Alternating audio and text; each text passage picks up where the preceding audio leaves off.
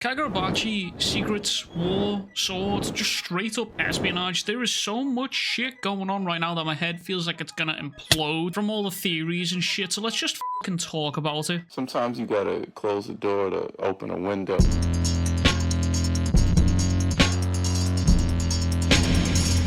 First of all, we need to address two things. One, why the fuck are you not subscribed? Fix it pronto or your wiener will fall off. Secondly, this opening panel is just absolutely stunning. All through this series, Hokuzono has done beautiful postcard panels to emphasize big moments throughout the series, and in chapter 61, Hokuzono has done that exact same thing again. However, this time, it's like the swords are coming out of the panel in sort of this 3D manner. The handles transcend the panel with these sheaths sticking further into the back of it. But it's not only this, it also just is like a direct visual representation of basically what this geezer says later on about the Hishaku, Kamunabi, and Samura all being in a three-way deadlock. N10 representing the Kamunabi, Tobimune representing Samura, duh, and the Kumiyori representing the Hishaku. But the real coolest part about all of this, about this panel right here, is if you spin it, it becomes a really cool fidget spinner. Anyways, this chapter opens up with Chihiro and the Masumi all grabbing a bite to eat. In fact, the entire chapter happens within this pretty much here, but it covers Chihiro and the Masumi discovering and discussing the plan on how they plan to take down Samura, sort of even the playing field here. But I couldn't help but notice just how much the sequence reminded me a lot of Chihiro's planning phase with the anti-Cloud Gouger squad during his hospital stay a little while ago. And honestly, I like this. I hope Hokuzono sort of repeats this formula because it's my own personal want from the series here, but I feel like it sets up how Chihiro and Sojo played out, and I think that was really done well. I think that was one of the best aspects of that arc, and I think this time he now has the added advantage of having Samura be a more emotionally charged and ingrained character to not only us the reader, but also to Chihiro, which is something Sojo lacked in my personal opinion. And that's not to say Sojo was a bad character, because Sojo's character he had his own goals, but that just so happened to cross Chihiro's path.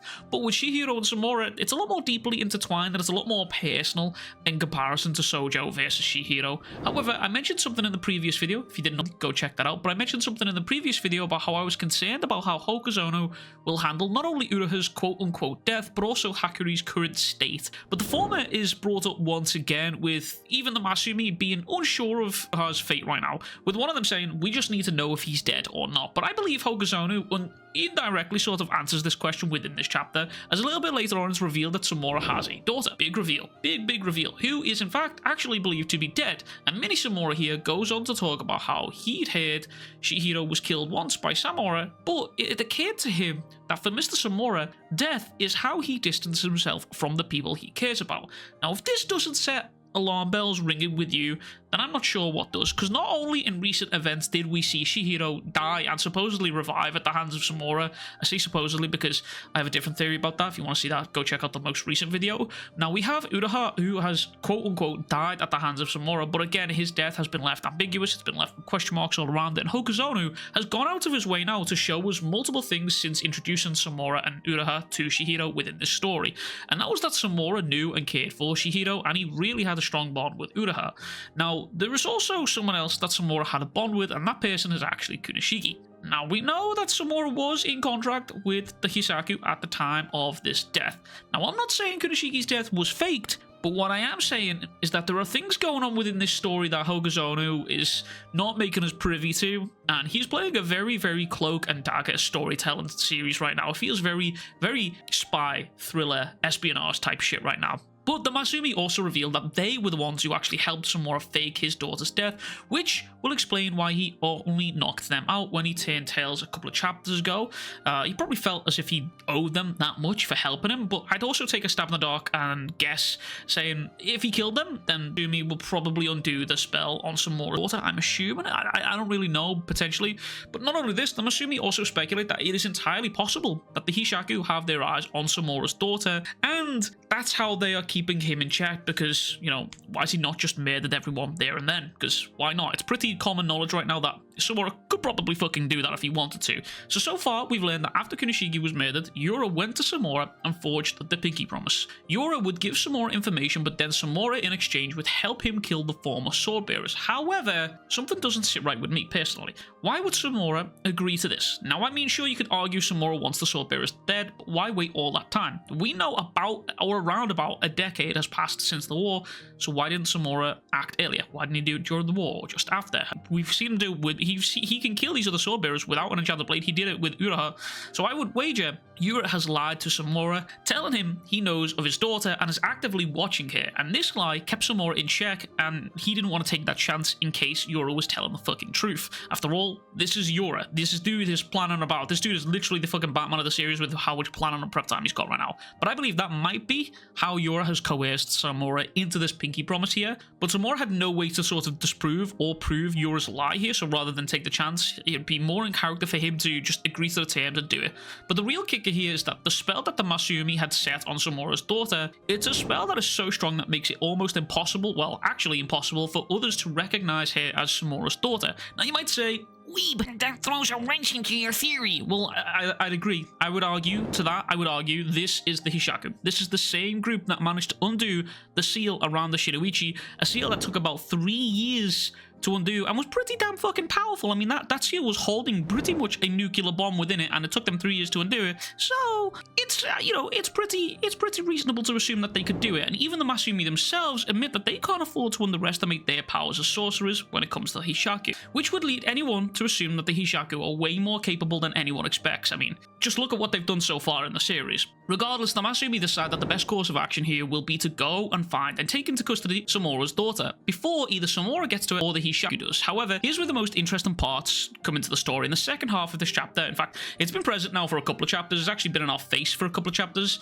and that's the owl. That's the most interesting part within this chapter here, because this presence is quite literally all over Japan, and Hokusonu was doing this purposefully. He's doing this to be in our face about it, and I believe it's a bit of a misdirect. See, both the Kamunabi and the Masumi believe that it is Samura's way of tracking the swords, but I believe personally it has a secondary purpose, and I believe he's also using that owl to keep a track on his daughter's whereabouts. Should any harm come to her, he'll know of this instantly. And I say this based on the last panels, as we have this set of new Hishaku members plotting to find her as they race against the Masumi and Chihiro here, but this last panel shows her being watched over by the owl ability. Now you might just sit around and say, yo, well, the owl can only track massive amounts of spirit energy, but this spell that she is under is a pretty powerful spell, which I imagine would probably emit a massive wave of spirit energy to be that powerful. Who knows? But this is where I believe the misdirect is truly happening, because remember Yura referred to Samura as the man who controlled the war. That's a pretty big title to hold, like a singular man who controls the war. So I would be to say,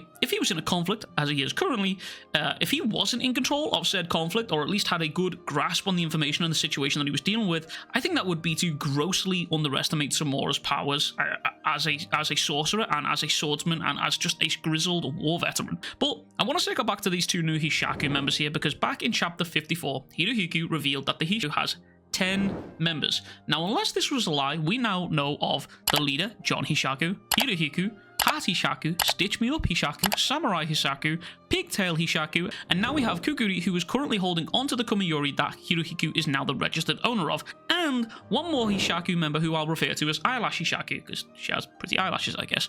But this marks 8 members of the Hishaku who have been revealed to us, and before you say it, Sojo doesn't count. He was only working for the Hishaku in the same capacity that Samura does, and you can always mark these members of the Hishaku with the tattoos that they have on their hand, just like me. I'm not a Hishaku member. You've never seen me and a Hishaku in the same room. Anyway, considering that these guys work in pairs, like the 3 who took out Kunishi, we have one more pair to be revealed to us, and every single pair of the Hishaku members have been absolutely formidable, not only mentally but also physically. Their planning and preparation have been second to fucking none. I mean, look at the first encounter that Chihiro had with Yura. This dude stood in front of Chihiro, who we knew had an enchanted blade. He lost an arm and just effortlessly grabbed the arm and continued to use it. He was willing to sacrifice his body part to get the upper hand in that fight, and that was him without even having an enchanted blade. Then we have Hirohiko, who lost both of his arms against Chihiro and said, fuck that, I don't need that shit, and drew the Kumiyori blade with his fucking mouth and was still ready for that smoke. He still wanted to see how that was going to go. But there's also these 2 new Hishaku members here that I want to talk about, because they talk about how it will be a hassle due to Hirohiko's shenanigans here, but they also mention how they're not good at playing the waiting game here. They're just going to wait until the Masumi reveal the goods, which is basically they're going to tail the Masumi, hopefully to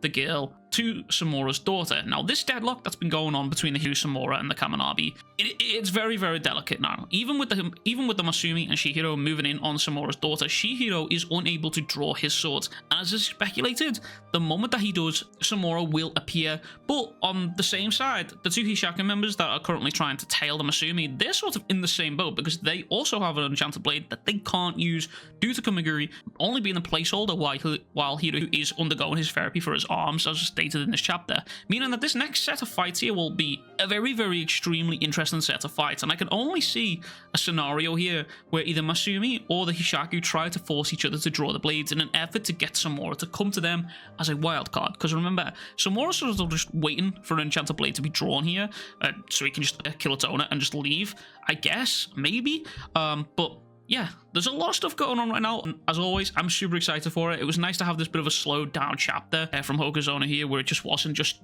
straight violence and craziness. It was very nice to see us all take a minute back, get some more lore on the series, and yeah, I'm happy with it. Anyways, that's everything from me. If you've not already, please be sure to like and subscribe, consider supporting the Patreon or becoming a member to the channel, and as always, we'll catch you guys all on the next one. Much fucking love, big fucking kisses, peace.